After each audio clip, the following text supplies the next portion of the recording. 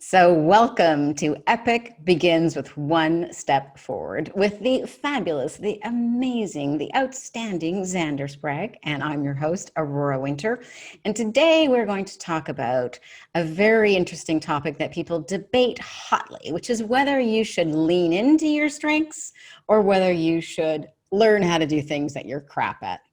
Xander's got a very definite idea about that. So really looking forward to sharing those insights about what you should do with your strengths. Leverage them or not. But first, before we get into all that juicy content, we want to get the update from Xander about what he has achieved in the last week. And again, to update you, or for those of you who are not been listening to the entire series, go back and listen to it, by the way. Xander has embarked on the hero's journey of becoming a great, wonderful, in-demand public speaker during the most difficult period that he could have possibly chosen during the pandemic in 2020. But he will not be denied. So we want to follow along on its progress, on how it's coming along, what's working well, what's maybe not working so well for him. So what's your update from the past week, Xander? Well, Aurora, it was a good week. I did a interview with my friend Heidi Horsley for Epic Unexpected. That was a really fun thing. I've set up another call with a friend of mine, Kelly Preen, who's a actor, writer, director. That's going to be next Tuesday. Really excited about recording that with him, working with him on that.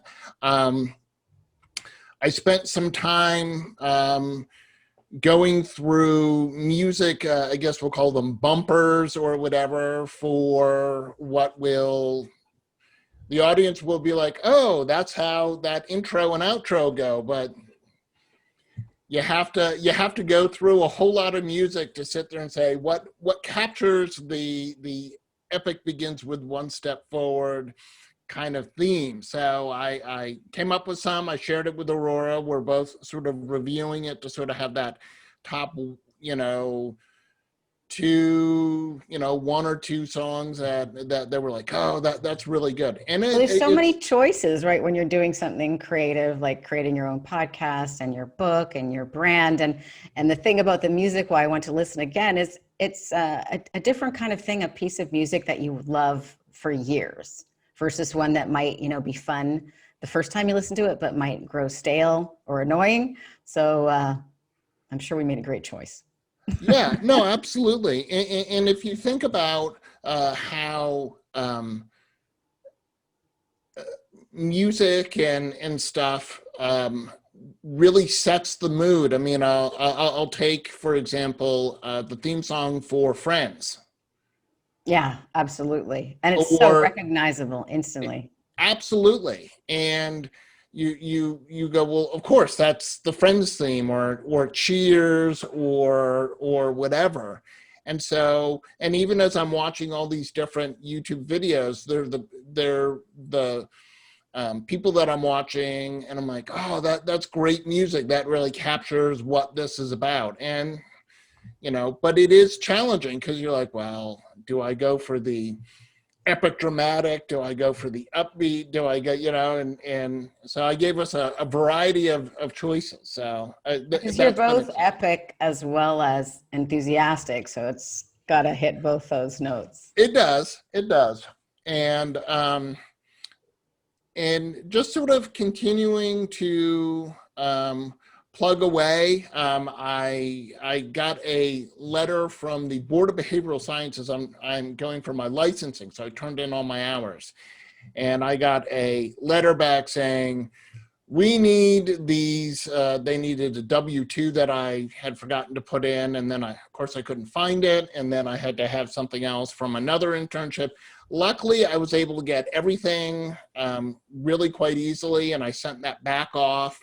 So hopefully that will be it, and then I'll get a decision and find out that I'm able to take the licensing exam, which is all part of my epic journey.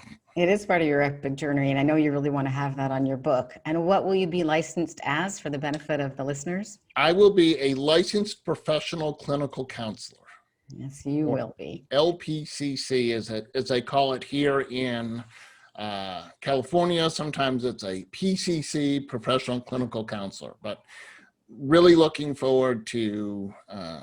I can't say I'm really looking forward to taking the exam, but I'm looking forward to being licensed. Yeah, looking forward to getting that journey done because you had to do what, 2,000 hours? 3,000 hours Wow, of internship. that's crazy. And, I've already passed, in the first year, I took and passed the law and ethics exam. And after all of this time, now I have to take a exam. But the good thing is then you're licensed and I Well, get to the law and take. ethics must have been a slam dunk for you. Isn't your dad a judge? My dad was a judge indeed, yes. But you still have to, you still have to study really hard, and it's always quite nerve-wracking, Yeah. to go in and be like, ah. And of course, the good and the bad is, being that it's an online exam, you find out instantaneously whether you're passed or not. Oh, Um, well, that's kind of good. You well, don't have it to is good, wait. but then if you didn't pass, then you're in your car feeling all like, oh no.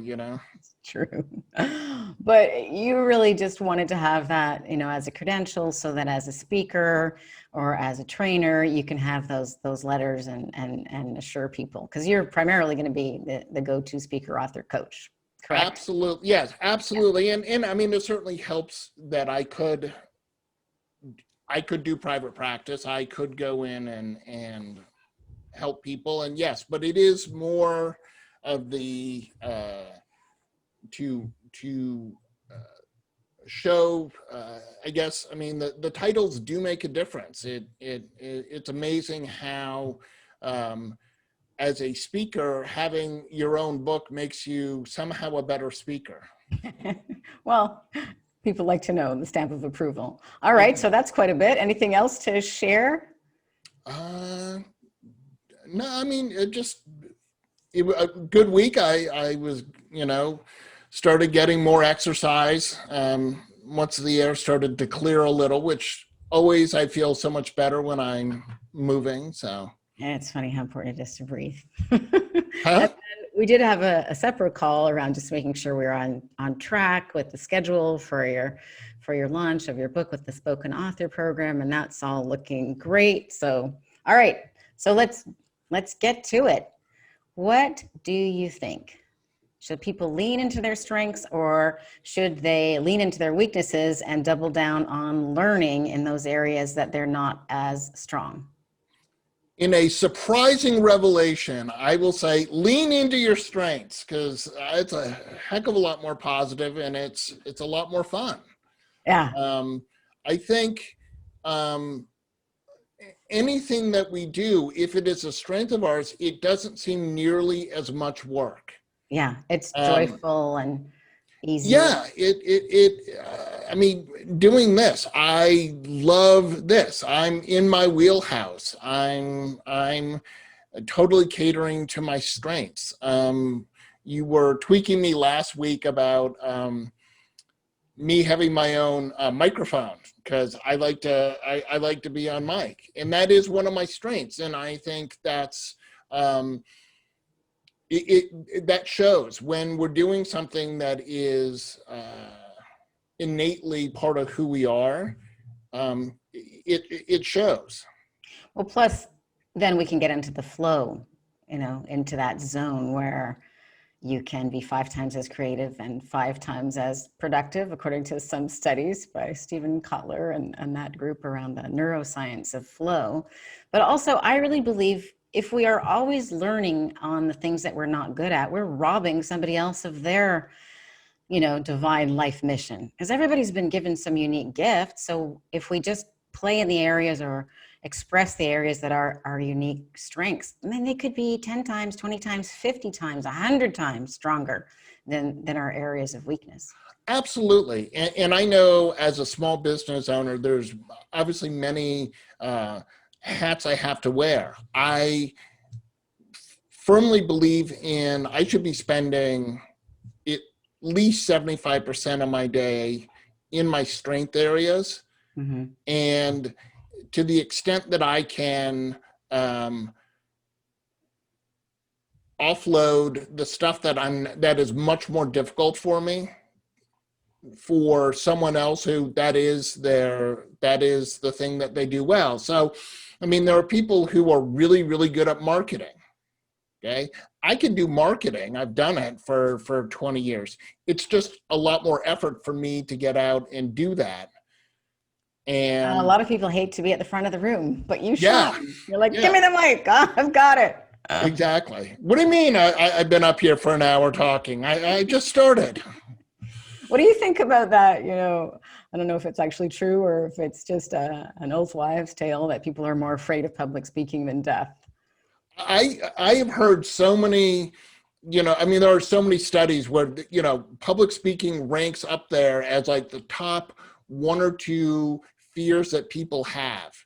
And I'm baffled by that. I have to be honest. I'm like, how can you not absolutely love that there are 5 people or 5,000 people listening to you? Oh my gosh, that is so.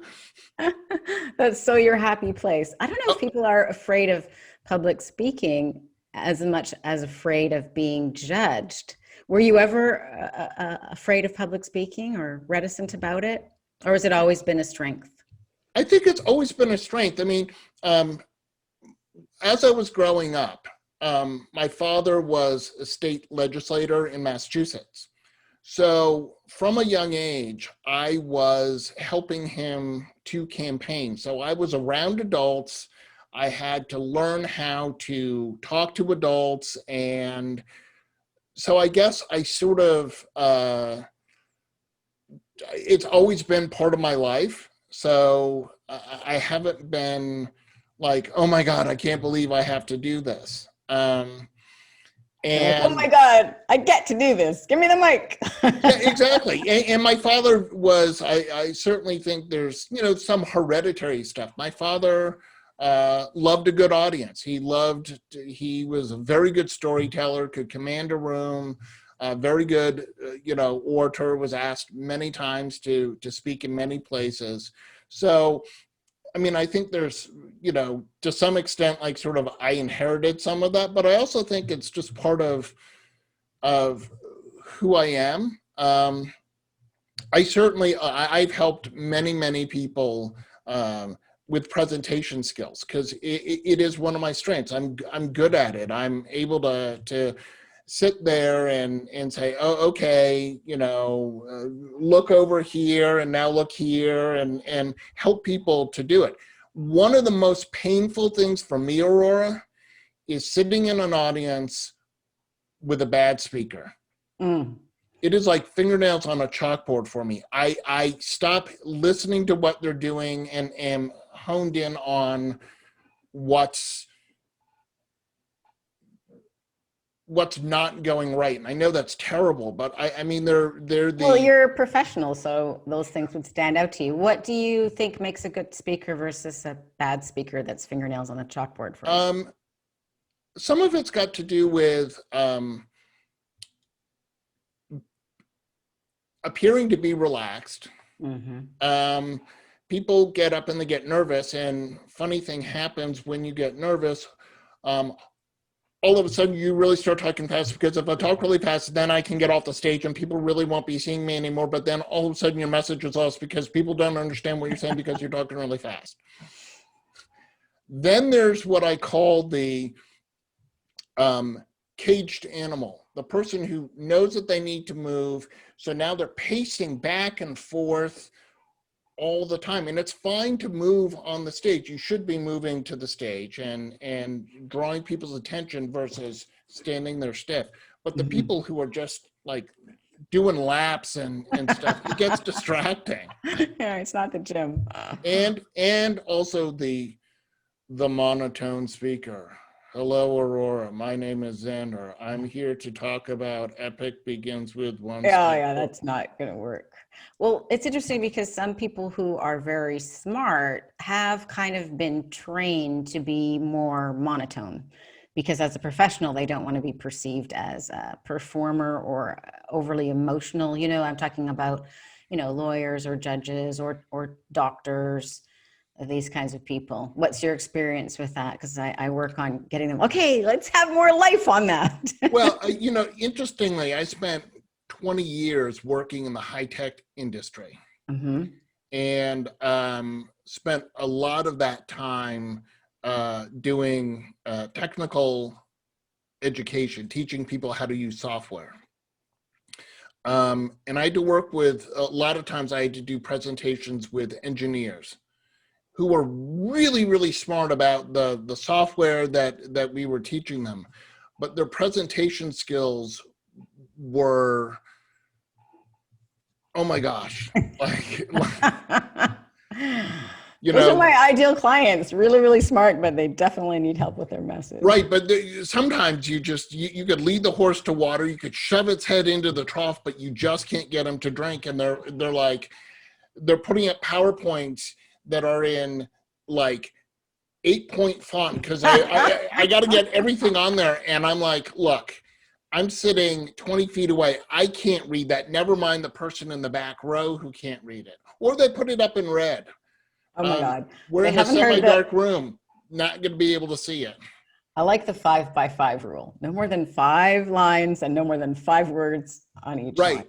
And the people who don't realize that PowerPoint is a aid to your speech. It should not be, because frankly, everyone's reading what you put up there.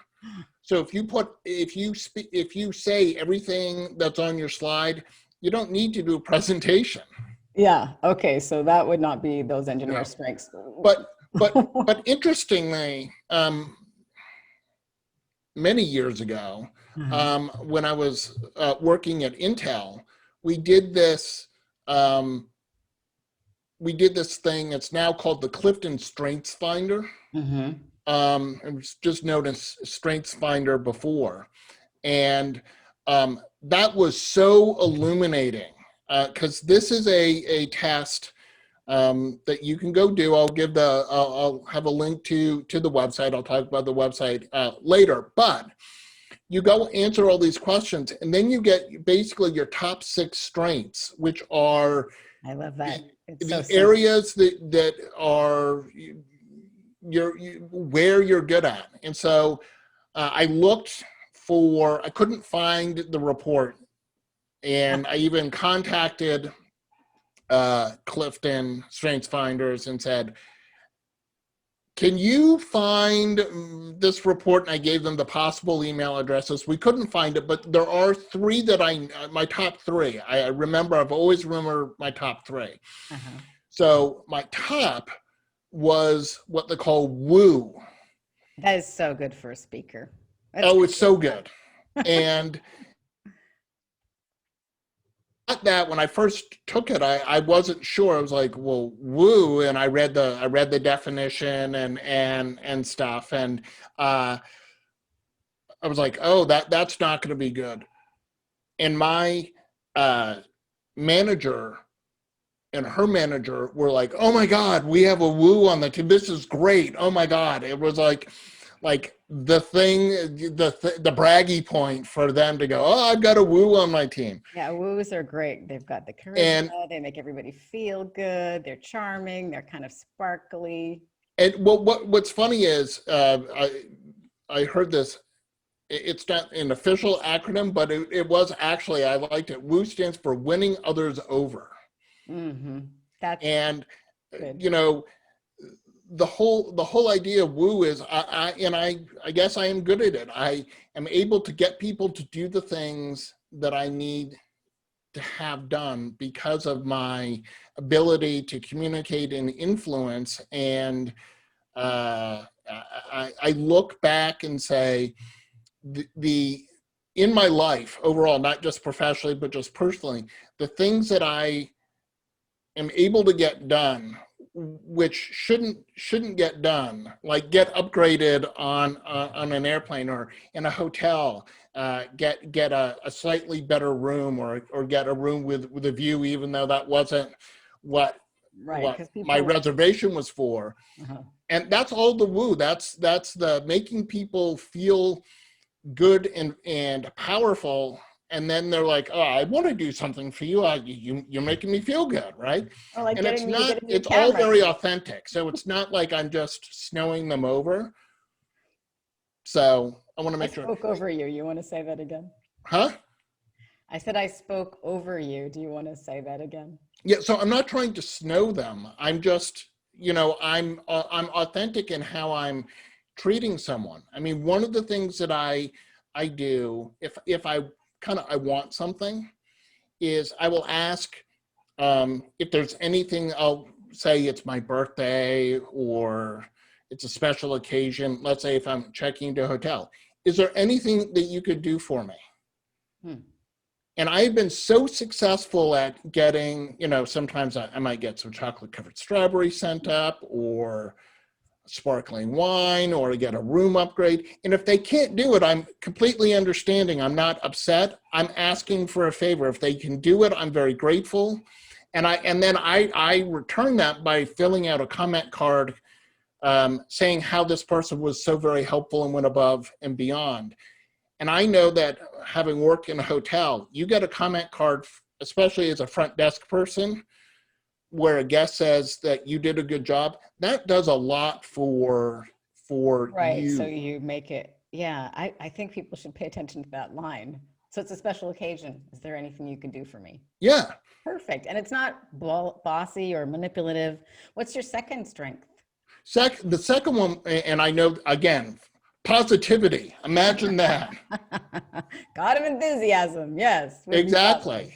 All And, right. and, and in some of those general definitions of that, according to Clifton, is generous with praise, quick to smile, That's true. and a contagiousness of positivity, and just That's people. absolutely true. Yeah, I know. Yeah. It's so funny when you start to investigate your strengths, you're like, absolutely, yes. Right. That's a And then you're leaning into them by being a speaker and by being, the voice for positivity and smiling. That totally makes sense. And what's number three? number 3, communication. Away with words. So being a go-to author, speaker, coach totally makes sense. What other ways do you lean into communication besides public speaking? Well, I mean, there is my writing, which is harder. There's obviously the podcast. There's my work as a mental health professional. Mm-hmm. Um, I just spent 5 years doing internships in school-based settings. So I was talking with middle school and high school students, and I heard from some of my clients, when they would spontaneously give feedback, that it was always helpful because I was talking with them. It was a conversation. It wasn't other people. Other therapists are very much, they'll just ask a question, but they won't sort of personalize it. And I've always felt that therapy is a conversation. If you feel comfortable, you're a lot more willing to go into the areas where you're having a challenge. Well, you're very open and curious and non-judgmental. So I don't think people would feel interrogated when you ask them. They would feel like, oh, he likes me. He's got all this positive woo. He wants to know more.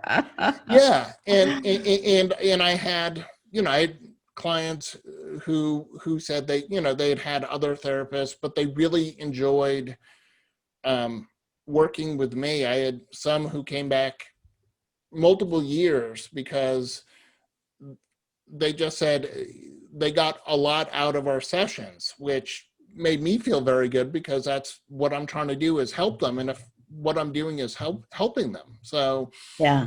And now you'll be able to do that, on a bigger stage, helping one to many instead of one to one. 1-to-1. Absolutely. Well, in a second, I'm going to ask you about things that are not your strengths Yeah, and how you over time have maybe had some insights around leaning towards your strengths rather than what they teach us in school to learn better. But I remember my Clifton Strength Finder. I really like this, and it is a good way to find out your strengths and then to see different ways that you can use them. So my number one strength is strategic. That probably won't surprise you. Maximizer, shocking. yeah, activator, learner, and a relator. So Okay. I think, oh, a strategic maximizer who's an activator who likes learning and relating, that makes a perfect coach. Yeah, A business coach, especially somebody right. who can give you the right strategies to maximize and like a match, activate your potential. So I can Absolutely. definitely see how that plays out in my life. And I do notice that when I'm doing things that are those strengths, I love it. It's not like I'm quote unquote working, but it's not work. Like I really enjoy it. Whereas where I'm doing some things like I was doing today, like tedious little tasks that an administrative assistant would probably really love doing, I feel like drained. Totally. And I think even without doing the Clifton Strength Finders, which I think we both are highly recommending, it is great. Um, but your strengths, when you hear about it, are the tasks that you almost lose yourself in because you're just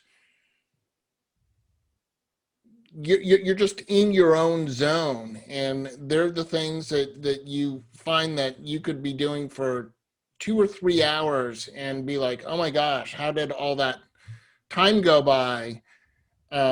Because you're just really, again, you're doing something that comes naturally to you, and there's so many. It's not just work. It's your life. What are the hobbies that you do that you just seem to have a knack for, right?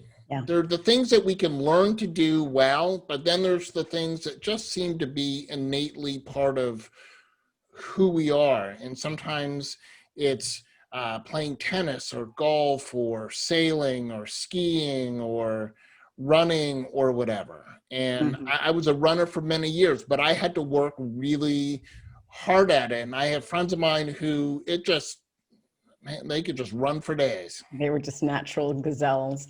Well, I remember when I came back from getting my MBA in 2015, and I also use this question with my coaching clients is like just three questions. Like, what I asked myself, what am I really good at? Mm-hmm. What do I love to do? And who is that worth the most to? Right. So it's interesting because what am I really good at? I mean, I've designed and sold tax shelters, but it failed the what do I love to do test, although I still sometimes provide, extra tax shelter benefits or grants for my clients because I don't want them to miss out, but I'm not loving that number crunching.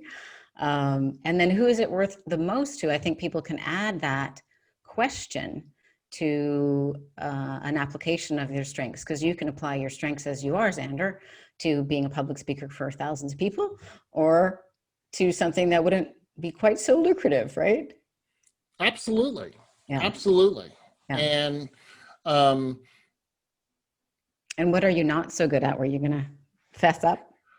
I will fess up. I mean, I'm honestly, I'm not good at the accounting, the bookkeeping. I tend to put that off.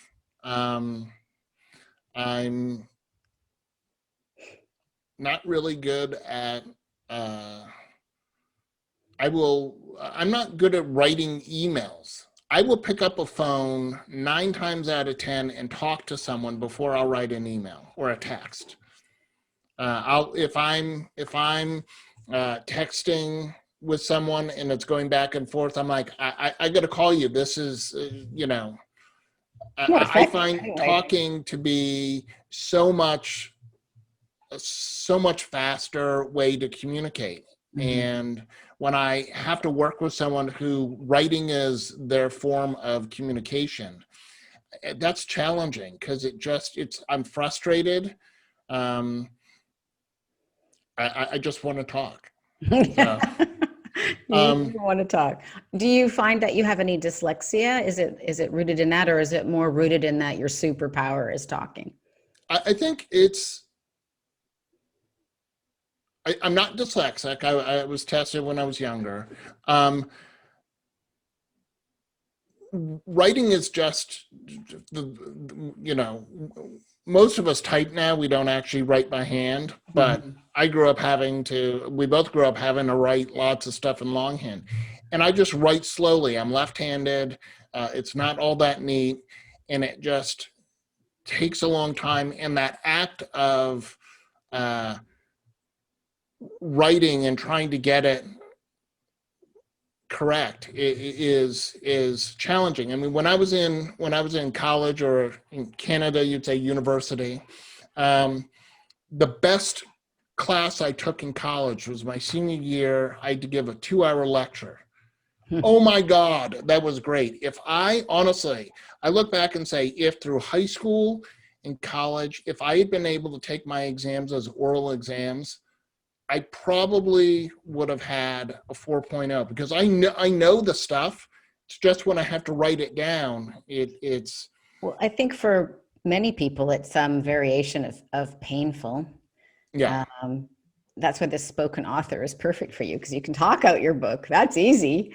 And this is going to be your longest book ever because you're very loquacious and have lots to say. That's really interesting. Whereas I think for most people, writing is painful because it's not as natural as speaking. Speaking is the new writing. That's my thing. absolutely It's human, it's natural. right. And did you experience support in your family and going through school for your superpowers and your strengths, or did you get the lesson that so many of us got? You have to double down on the things that There you was a lot of the you got to have your nose to the grindstone Mhm. and stuff, and I think some of that is there's obviously been a huge revolution in education and how people learn, and that we grew up with, there was one way to do division and long division and stuff, and my daughters have been taught 4 different ways to do the same math problem so they can solve it the way that best suits them. And I think that's great. It did mean that after like 4th grade, I wasn't able to help them much with their math homework, because I'm like, I can help you solve it, but the way I know how to do it is not one of the 4 ways that you've been taught. So, you Right. know, um, They so quickly start teaching us. they do, they do, every day, every day. Yeah. But I also think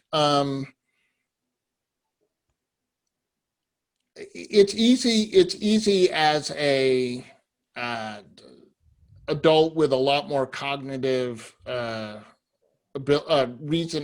cognitive reasoning ability to look and say, gosh, had I been able to do it as an oral exam, I would have done so much better, because I knew the stuff. I had, as a freshman in college, I was in a history class, and everyone was coming to me because I knew my stuff. But then they would do really well on the exam, and I would do okay. I'd get the B plus, not the A, because when it came to writing, it's just I don't like it. I don't want to do it. Yeah. You couldn't express the fullness of I your couldn't idea. express the full. I couldn't show all that I knew. But if you let me speak Yeah. in a minute and a half or 2 minutes, I could totally prove to you that I know what I'm talking about, and I know the subject, and I You got the dazzling A plus.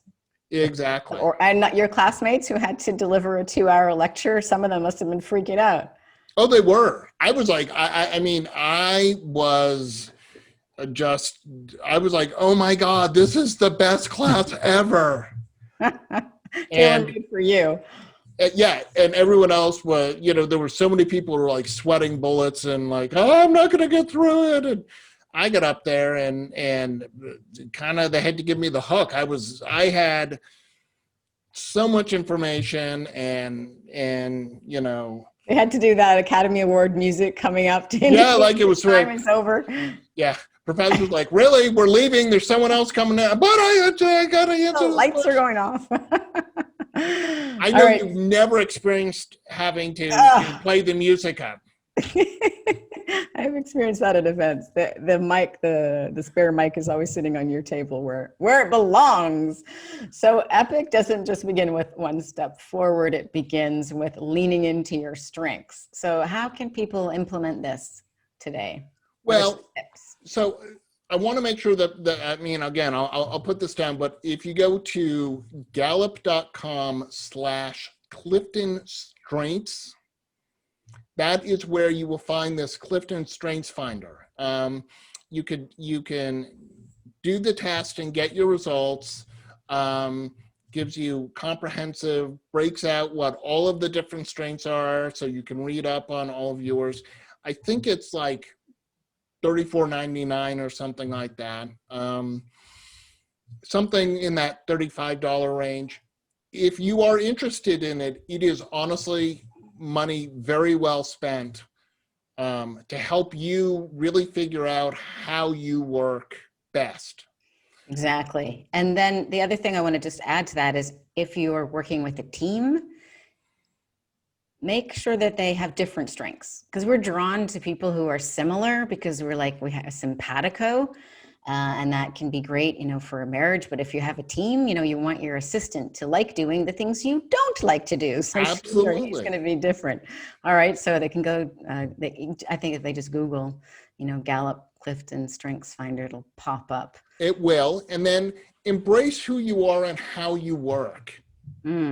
Try out new ways to work with your strengths. There isn't, there's not just one way to do stuff. I'm really embracing one way because I've spent a lot of time doing it, but I certainly, my strengths come into just naturally how I work, and not really as consciously. Like, it's just sort of the same way that you're strategic. You just think strategically, so it comes off in all aspects of your life. Yeah, it can be tiring though, because my brain is like a Rubik's Cube. It's always like turning. I get that. But again, I think it's really important to embrace who we are, right? Yeah. One of the things that I joke about is clearly I'm follically challenged. I'm bald, right? I knew I was going to lose my hair because my grandfather and my uncle on my mom's side were bald or partially bald, and I knew that was going to happen. So I had a couple choices. I chose to just embrace the fact that I'm going to lose my hair. I'm actually going to go bald, and I really don't think that much about it. My mom's like, "Oh, I wish you had it." I'm like, "Mom, it doesn't make me who I am, and it's so much easier to take care of." But again, there's just an example of embracing who you are. Yeah, I think that is so key. Even with the example of being strategic, which sometimes wears me out, I just embrace that. You know what? I'm really great in the morning, and if my brain is cooked by 6 p.m., that's okay because I Yeah, wake up at 5. So, definitely. embrace who I am. So do the hard work earlier. Okay. Now, What's now another? the last thing that I want to tell people today is make a list of tasks and or hobbies that you lose yourself in. Mm-hmm. And then look at where the commonality of those tasks are. That's going to help you understand how you are working best. So the things they lose themselves in. Yeah. What would be an example for you?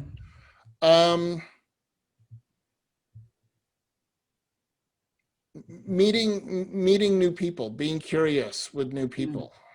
It's that woo. It is definitely the woo. I think I find sometimes I get lost in learning. I'm techno boy. So I like gadgets and learning about new things and challenging myself, the video editing and stuff. Yeah. I don't love it, but I also find that there's a certain challenge there that I'm like, I want to master that. I want to figure out. I don't want to do video editing for other people. I would prefer to be able to have someone else who that really is their strength, and what might take me an hour to do, they might take them 20 minutes because they're snip snap, and put it all together. But you're learning some interesting things doing it, Definitely. and that's Definitely. improving the final product. I think too, like when we started this, you were really just going to focus on your book, but now that you love it so much, you're interviewing a bunch of other people, so your podcast is getting longer and longer.